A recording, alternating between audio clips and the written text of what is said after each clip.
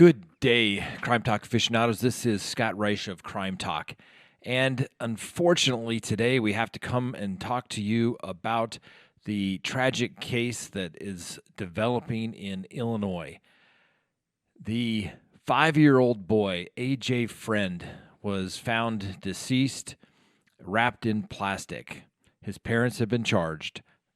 Let's talk about it.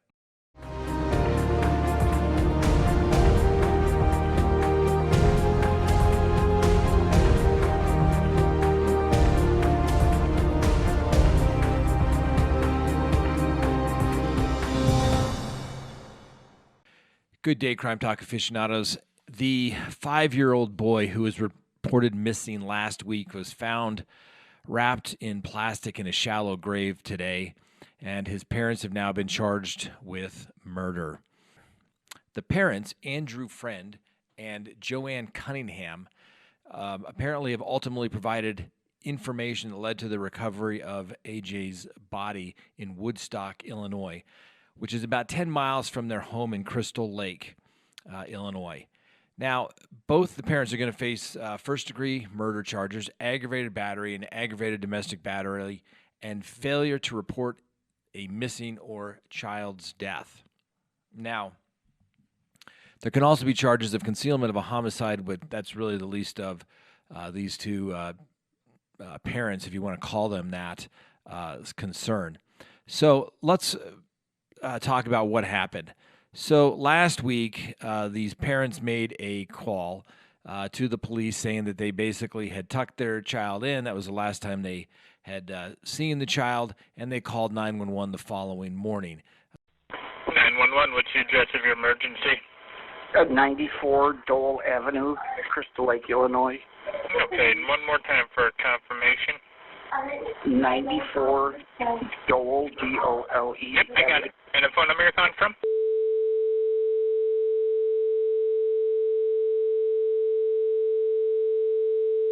Okay, tell me exactly what happened. We have a missing child. Woke up this morning and he wasn't. How old is the child? Yeah, missing child. Yeah, how old is he? He's 5. And what was he last seen wearing? A Mario, like blue long sleeve sweatshirt and a black sweatpant.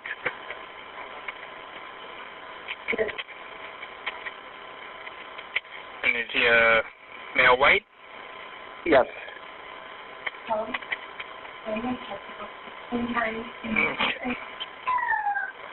And when was the last time you seen him? Last night, probably 9:30. When he went to bed. Okay. Are you the father? Yes. Yes. Do you know where he might have went? No. We've canvassed the neighborhood. I went to the local park, the local gas station down here where we sometimes take him to buy treats. I spoke with the assistant principal over there at the school where the park is, and they haven't seen him or any other child. I have no idea where he would be.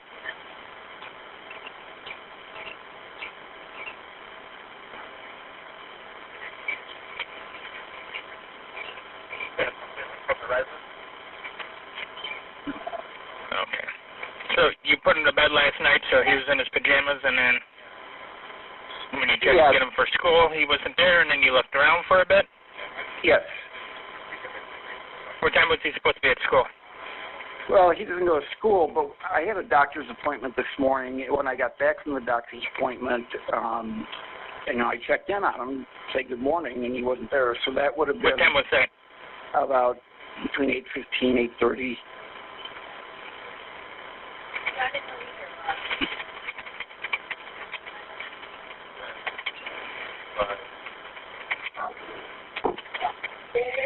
And have you checked everywhere, like under tables or in closets? Closets, the basement, the garage, everywhere. Okay. What's your child's name? Andrew Last name Freund. We call him AJ. And Freund is T-R-E-N-D? F-R-E-U-N-D. And what's the middle? Thomas.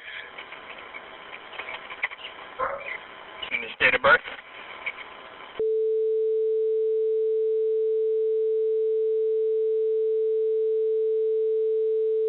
Okay. And is his mom at the residence as well? Yes. Okay. And what's your name, sir? Andrew Sr. Okay.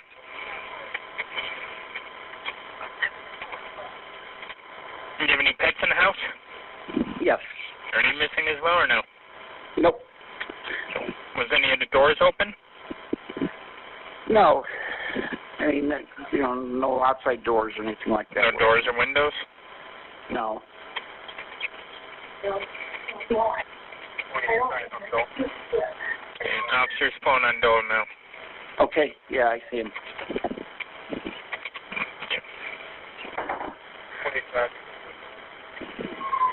And then just let me know. But you checked the house, right? Yeah. Yeah. We've been through the house, like, completely. Yeah.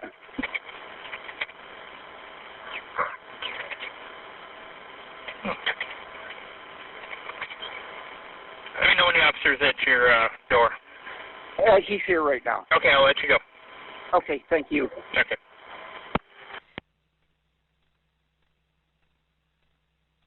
So last week, the father made a call to 911, and the father is Andrew Fruend.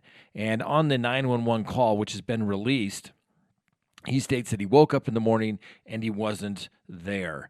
They'd put him to bed in his pajamas that night, and they couldn't find him before leaving for school. The father also stated that he had a doctor's appointment, and when he got back, he checked, and he said that he couldn't find the child there, is what he told the dispatcher, and they searched all around the house and canvassed the neighborhood. Now, 15 police agencies, drones, rescue dogs, all brought in to look for little AJ.